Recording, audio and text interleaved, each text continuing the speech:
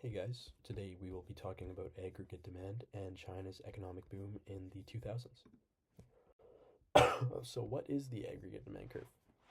Essentially, it measures short run economic behavior, and it's quite similar to the supply and demand curve. We'll be talking about the demand right now. So, on the y axis, we have the price, and this is characterized by the GDP deflator or the consumer price index.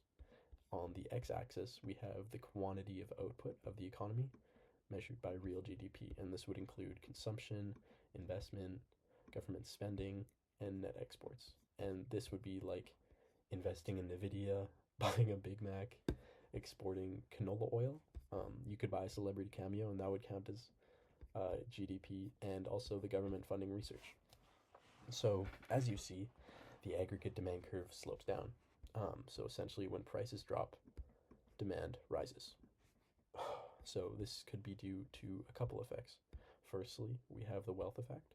So when prices are low, your money has more value, so you can buy more. This would increase demand. Secondly, we have the interest rate effect. So when prices are low, we have lower interest rates, and this could increase your potential return on investment. That would incentivize investment or demand. Furthermore, we have the exchange rate. When lower prices happen, this would mean other countries would find it cheaper to buy from us, and so they would want to buy our goods, and this would increase exports. So essentially, more aggregate demand increases total spending, leading to more output and employment because we need to accommodate for that, and this would create an economic boom. So, what changes this curve? So the aggregate demand curve shifts to the left or to the right due to these four things.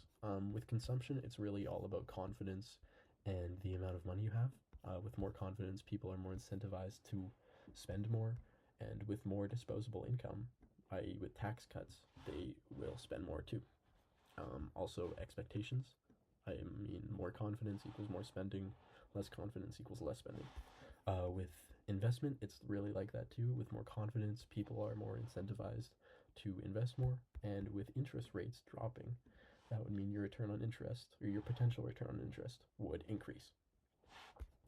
Also, there could be investment tax credits, which would incentivize investing too.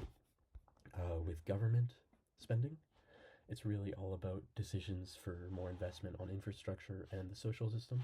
And so more spending would shift the curve to the right, and less spending would shift the curve to the left. With net exports, there's a couple of factors. If another country becomes richer, then they might be more incentivized to buy from other people, and this would increase our net exports. Furthermore, there could be exchange rate movements. So if our dollar depreciates compared to another country, our things would be less expensive to them. So they would buy more from us, increasing our exports and shifting the curve to the right. So what did China do?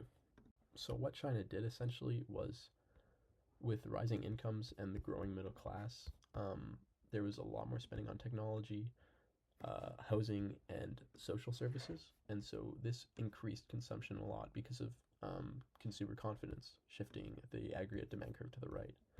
With investment, there was huge infrastructure projects with cities, highways, railways, factories for manufacturing, and a lot of like foreign investment. And so essentially, China became the world's factory.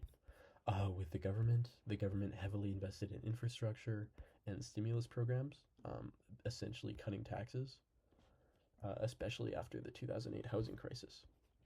And so this increased consumer confidence and disposable income, shifting the aggregate demand curve to the right. Furthermore, they exported a lot of manufactured goods because they were the world's factory. And this was because they had cheap labor, they were highly competitive, and they had a strong global demand with foreign relations. And so this resulted in a trade surplus, which would mean net exports are positive, and the aggregate demand curve shifted to the right. So essentially, they were doing everything right in a hard time. Thank you for watching my presentation. Have a good one.